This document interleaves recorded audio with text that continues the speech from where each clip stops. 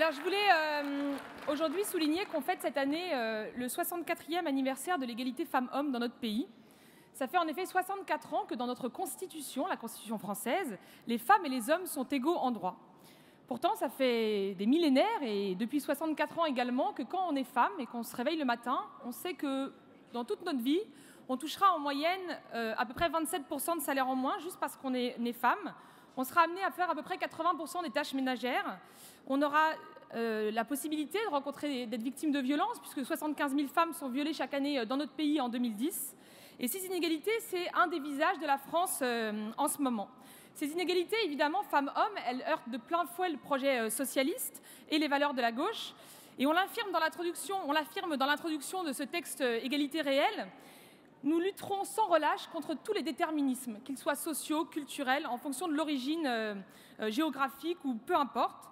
C'est intolérable quand on est socialiste et c'est insupportable de penser que parce que l'on est femme ou homme, noir ou blanc, en situation de handicap ou non, homosexuel ou hétérosexuel, qu'on ait des possibilités, plus ou moins de possibilités de s'émanciper dans notre société. C'est insupportable en 2010 que la moitié de la population, les femmes, soient victimes d'oppression dans leur vie quotidienne, juste parce qu'elles sont nées XX et pas XY. Nous refusons de baisser les bras face à cette situation. Nous refusons aussi de considérer qu'en matière d'égalité femmes-hommes, il faut juste attendre que les choses s'arrangent.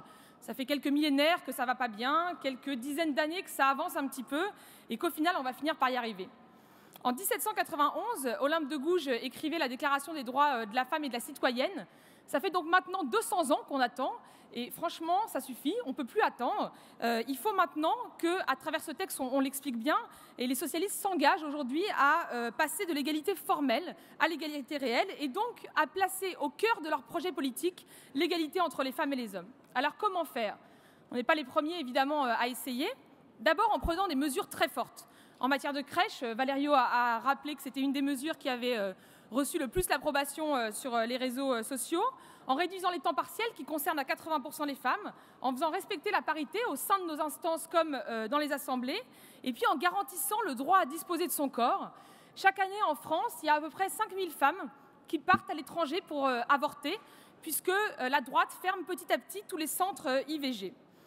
Ces mesures-là, elles sont fondamentales, mais elles ne sont pas suffisantes. Il faudra un autre élément pour faire avancer l'égalité femmes-hommes. Cet élément, on en parle dans le texte de la Convention égalité réelle, c'est un plan massif pour l'éducation.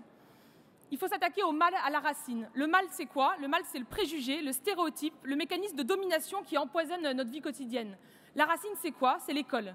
En lançant un plan d'action massif dans les écoles d'éducation à l'égalité et à la sexualité, nous ferons reculer les inégalités femmes-hommes. Mais ce ne sera pas suffisant. En plus des mesures et en plus de ce plan pour l'éducation de tous les jeunes de notre pays, il faudra un troisième élément pour faire marcher cette alchimie féministe qu'on appelle de nos voeux dans le texte égalité réelle. Et ce troisième élément, c'est la volonté politique. Et c'est ce que nous affirmons dans ce texte. Nous voulons mettre notre énergie au service de l'égalité. Pour terminer, juste un mot pour préciser que nous sommes très attendus sur ce sujet. Évidemment, nous sommes très attendus par les femmes, qui, je le rappelle, votent majoritairement à gauche et représentent 51% de l'électorat. Nous sommes très attendus par les femmes, évidemment, parce qu'elles sont victimes. Nous sommes victimes au quotidien de ces oppressions.